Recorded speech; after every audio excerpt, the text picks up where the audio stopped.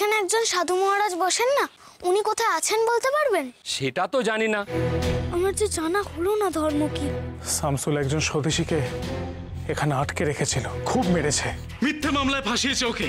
মামা বলছিল ওই মামলারই আজ শুনানি আছে কোর্টে। তাহলে আজকেই তো সেই দিন। আজকে শামসুল আলমকে শেষ করে দিতে হবে।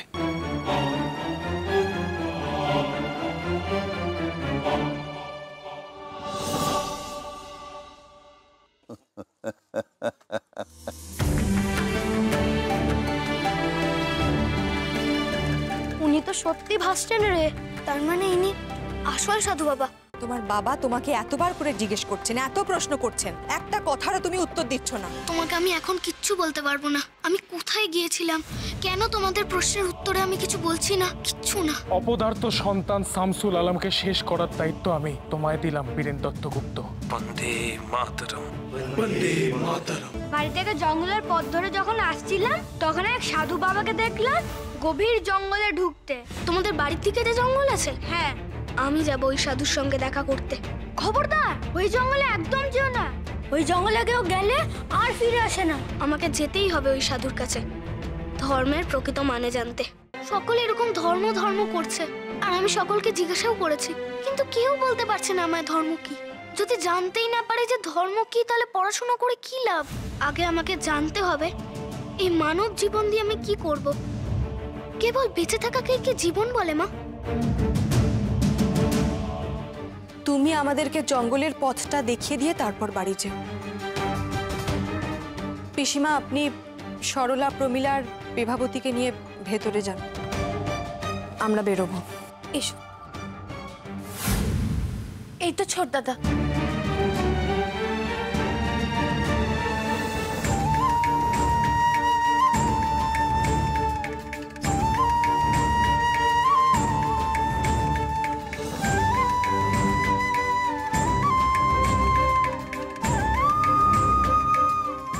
কোথায় গিয়েছিলে তুমি?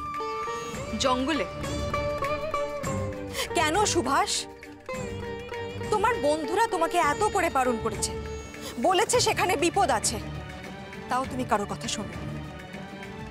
তুমি ওখানে গেছিলে সাধু বাবার খোঁজ করতে। তোমার বাবা তোমাকে এতবার করে বুঝিয়েছেন, তুমি তার কথাও শোনোনি। আজকে যদি কোনো একটা বিপদ হতো তাহলে কি হতো? সেটা জানতেই তো গেছিলাম মা। ওই জঙ্গলে কি আছে কেউ জানে না, তবুও সকলে ভয় পায়। আর একজন সাধু বাবা একটুও ভয় না পেয়ে ওই জঙ্গলে ঢুকে গেছিলেন। আমি ভাবলাম তার কাছেই আমি আমার প্রশ্নের উত্তর পাবো। কিসের এত প্রশ্ন তোমার?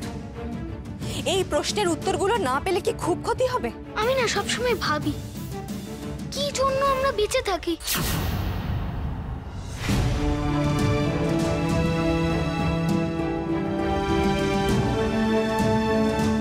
যদি সব না জানতে পারি তাহলে বেঁচে থেকে কি লাভ?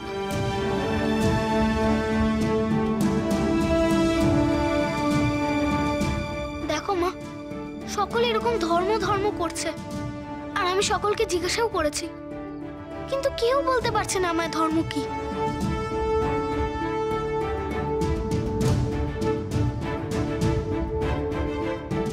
আর আমিও উত্তর খুঁজে পাচ্ছি না। যদি জানতেই না পারে যে ধর্ম কি, তাহলে পড়াশোনা করে কি লাভ?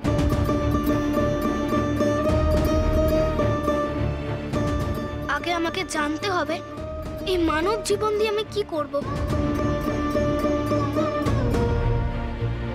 কেবল বেঁচে থাকাকে কি জীবন বলে মা? এসব তুমি কি বলছো সুভাষ? কেন বলছো? বেঁচে থাকার জন্যই তো মানুষ পৃথিবীতে আসে। আপনি শুনছেন শুনছেন সুভাষ কি বলছে?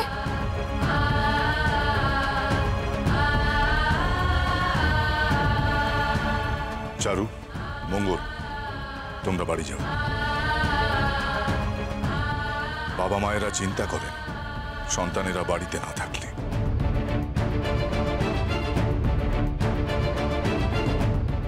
যাও, এবার তোমরা সকলে বাড়ি যাও।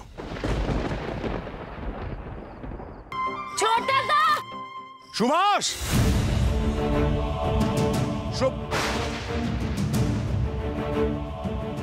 সুবি, এখান থেকে ওঠো। ছোট দাদা ওঠো। আমার প্রকৃত ধর্ম আমি খুঁজে পেয়েছি মা। আমার একমাত্র ধর্ম দেশ সেবা। এই বাড়ির লাইট কিন্তু জ্বালবে না, আমি কিন্তু আবারও বলে দিচ্ছি, লাইট জ্বালবে না।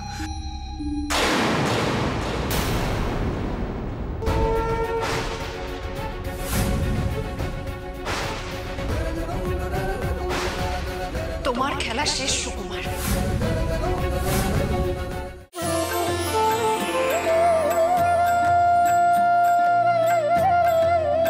মা, গঙ্গার ধারে যেসব খোলা জমিগুলো রয়েছে, যা বিক্রয়ের জন্য আছে, তা দেখার জন্য আমায় কালই রওনা হতে হবে।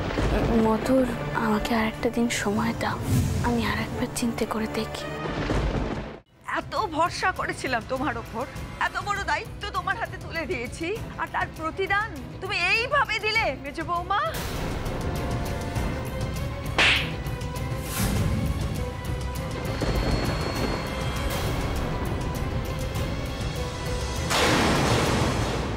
তোর শরীর মন এখনো গৃহের আরাম আয়েশ খুঁজছে, তা যদি ছাড়তে না পারিস তাহলে সাধনার পথ তোর জন্য নয়।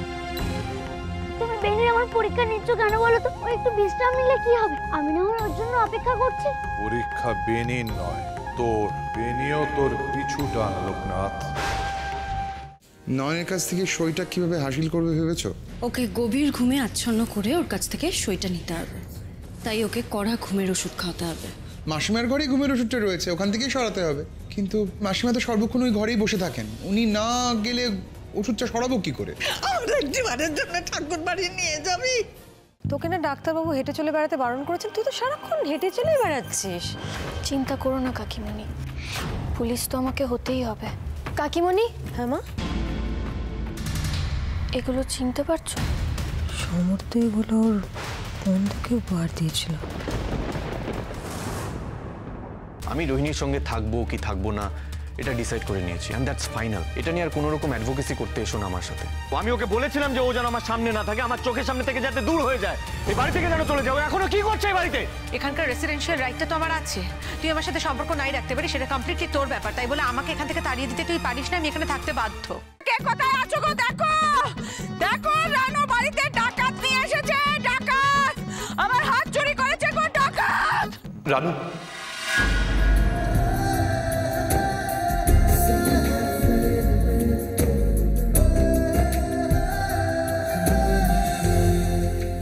আপনিও শুনে রাখুন বাবা, আমরা তিন বউতে ওই মেয়েকে বউ বলে মানি নে, তাই আজ এ বাড়ির কেউ দোকান বাজার করবে না। দেখি ওই মেয়ে কেমন করে এ বাড়ির সকলের পাতে ভাতের জোগাড় দেয়। গনসা, এদিকে আয়। আমি কিন্তু সোজাই দলে। দীপিকা, হৃদয়কে খাওয়া খাওয়া।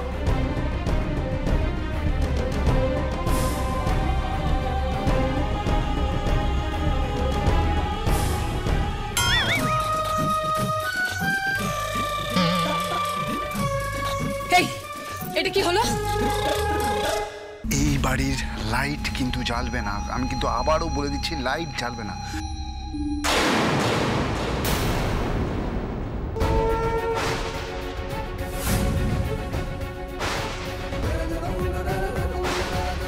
তোমার খেলা শেষ সুকুমার।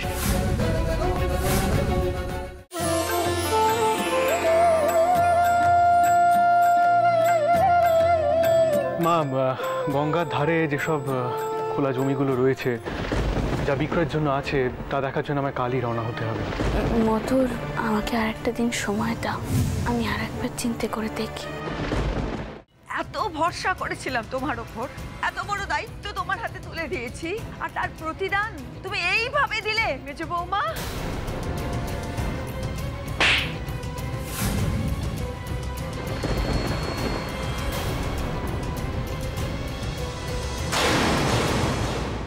তোর শরীর মন এখনো গৃহের আরাম আয়েশ খুঁজছে, তা যদি ছাড়তে না পারিস তাহলে সাধনার পথ তোর জন্য নয়। তুমি বেনির আমার পরীক্ষা নিচ্ছ কেন বলো তো? ও একটু বিশ্রাম নিলে কি হবে? আমি না ওর জন্য অপেক্ষা করছি। পরীক্ষা বেনির নয় তোর, বেনিও তোর পিছু টান লোকনাথ। নয়নের কাছ থেকে সইটা কিভাবে হাসিল করবে ভেবেছো? ওকে গভীর ঘুমে আচ্ছন্ন করে ওর কাছ থেকে সইটা নিতে হবে, তাই ওকে কড়া ঘুমের ওষুধ খাওয়াতে হবে। মাসিমার ঘরেই ঘুমের ওষুধটা রয়েছে, ওখান থেকেই সরাতে হবে।